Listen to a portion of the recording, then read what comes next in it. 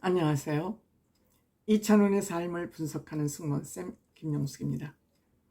이번 주 옥탑방 문제아들은 굉장히 무거운 주제이자 심도 깊은 그러한 주제를 다뤘습니다. 김경일 교수라는 분의 인지심리학. 누구보다 이찬원 씨가 굉장히 관심이 많았던 것처럼 보입니다. 이찬원 씨가 크게 말이 없이 그 감동을 안으로 내면적으로 많이 느끼는 것처럼 저는 보였습니다. 이찬원 씨에게는 굉장히 관심이 높은 그런 주제가 아니었나 생각을 합니다. 이찬원 씨는 사람에 대해서 관심이 많습니다. 사람을 좋아합니다. 그렇기 때문에 이 인지 심리학에 대해서 그 누구보다도 많은 관심이 있었을 것으로 생각이 됩니다. 인지 심리학이라는 것은 인지한다. 저 사람이 좋은 사람이라고 인지했어. 저 사람이 도둑놈이라고 인지했어. 라고 인지라는 것은 어떤 사실을 인정해서 아는 것. 근데 어떤 거에 대해서 사람의 마음을 알아가는 거가 인지 심리학이라고 하는 것 같습니다. 뭐 정확한 그 정의를 내리는 것은 이렇게 쉽지를 않습니다만 마음에 관한 학문은 이것이 인지심리학이라고 그러는데, 이 인지심리학은 인간지능과 AI의 지능이 뭐가 다른가를 연구하기 위해서 생겨진 것이 인지심리학의 출발점이라고 그렇게 얘기를 하고 있군요. 그러면 인지심리학이란 사람의 생각이나 어떤 유형의 사람이냐, 또 이 인지심리학을 통해서 우리가 또 알아야 될 것은 결국은 우리 인간의 행복이잖아요. 어떻게 하면 잘 살 것이냐를 고민하는 것이 인지심리학의 또 목적 아니겠습니까? 모든 학문이 그러하지만요. 그렇다면 제가 생각하는 이찬원 씨는 굉장히 깊은 이 사람에 대해서 이해를 하고 싶고 알고 싶고 그러한 욕심을 가지고 있다고 생각합니다. 늘 얘기하지만 사람들한테 이찬원 씨가 베풀고 인간관계를 잘 풀어가는 거 보면은 이찬원 씨가 오히려 인지심리학을 전공해야 될 사람이 아닌가, 어느 정도 학문의 깊이를 가지고 있는 사람 아닌가 하는 생각을 하게 됩니다. 제가 이번 녹화에서, 이번 방송에서 이찬원 씨의 좀 특징을 집어낸 것은, 저는 이찬원 씨는 그 MBTI라는 거, 요즘 성격 유형 검사라고 그러죠. 젊은이들 사이에서는 MBTI가 뭐야?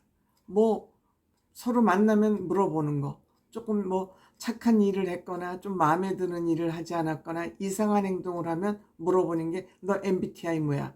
MBTI I지, MBTI E지, 뭐 이렇게 물어보는 것이 이들의 생활화처럼 되어 있습니다. 그렇지만 이찬원 씨는 여기에 대해서 아무 멘트하지 않고 다만 뭘 물어봤냐? 사람의 성격이 바뀔 수 있느냐? 천성을 바꿀 수 있느냐는 아주 원초적인 근본적인 질문을 이 김경일 교수에게 합니다. 그만큼 이찬원 씨의 이 사람에 대한 관심과 애정이 많다는 것을 이 질문에서 저는 알 수 있었다고 생각합니다.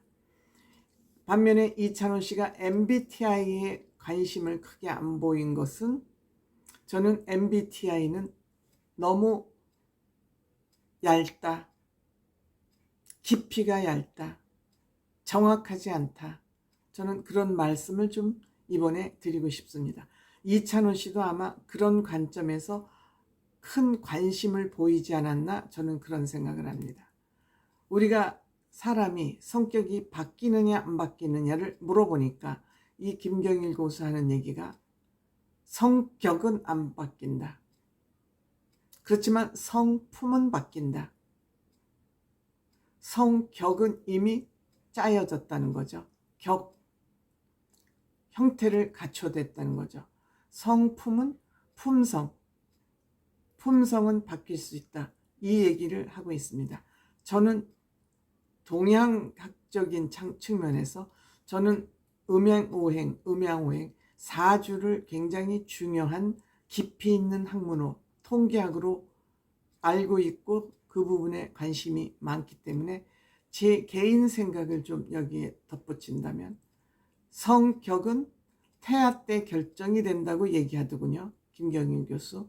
이분은 서양에서 공부를 하고 오신 분입니다.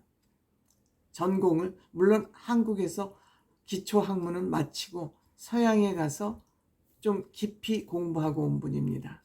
근데 성격은 태아 때 결정이 된다. 이것을 동양학 측면에서 말하면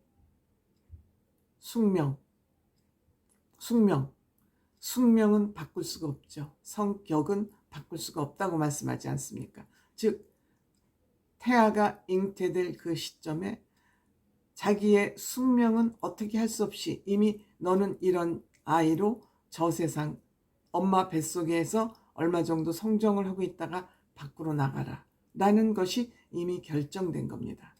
성품은 바꿀 수 있다고 얘기를 합니다.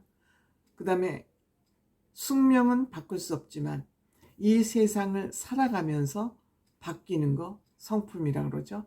이거를 동양학으로 얘기하면 운명입니다. 즉 너는 이런 사람으로 이 세상에 태어나라고 하는 명령을 받았다면 운명은 이 세상에 태어나서 본인이 운전을 해가는, 그래서 숙명을 바꿀 수 있는 것이 운명이라고 저는 생각합니다. 그러니까 숙명과 운명은 같이 붙어 있으면 숙명은 내가 내 힘으로 바꿀 수 없는 거, 운명은 내가 노력해서 좋은 방향으로 바꿀 수 있는 거.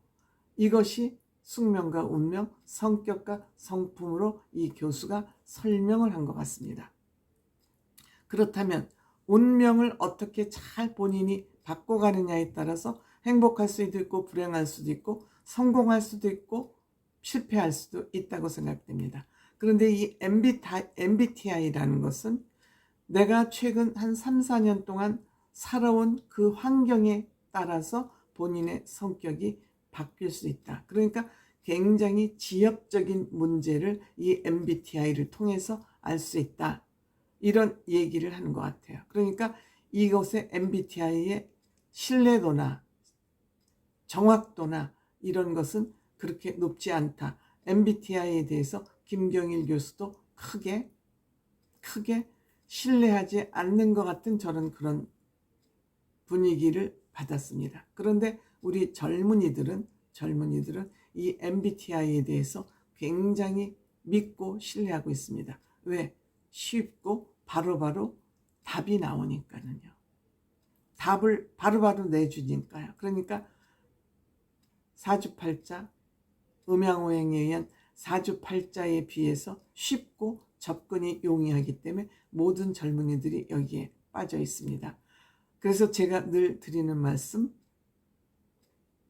아이의 진로를 결정하기 전에는 반드시 음양오행 사주팔자를 한 번씩 봐라. 이건 종교하고도 상관이 없는 얘기다.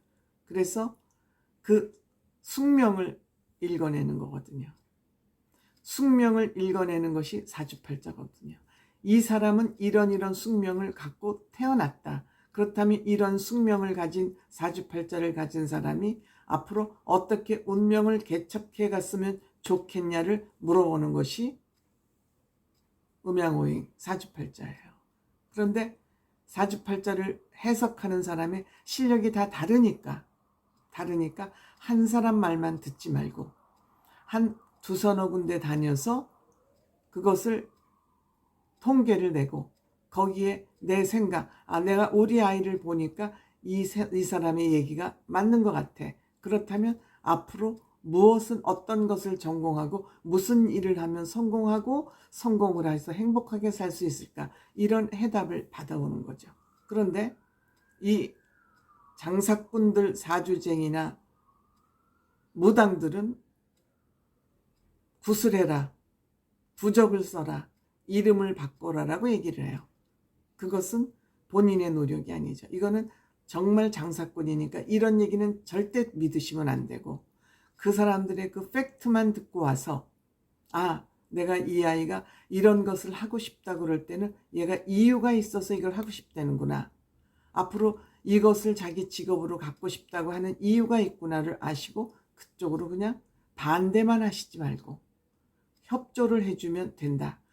반드시 사주팔자를 보거나 철학관에 가는 거죠. 무당을 만나서 신점을 보거나 뭘 하라는 거에는 현혹되면 안 된다. 이건 굉장히 꼭 지켜야 될 거다. 그리고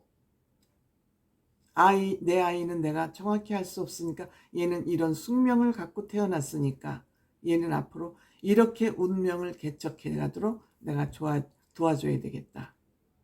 이렇게 하지 서양 학문은 우수한 학문이 돼서 무조건 그걸 받아들이고 우리 동양학의 사주팔자나 이런 것은 미신이라고 밀어붙이는 것은 정말 문화사대주의다.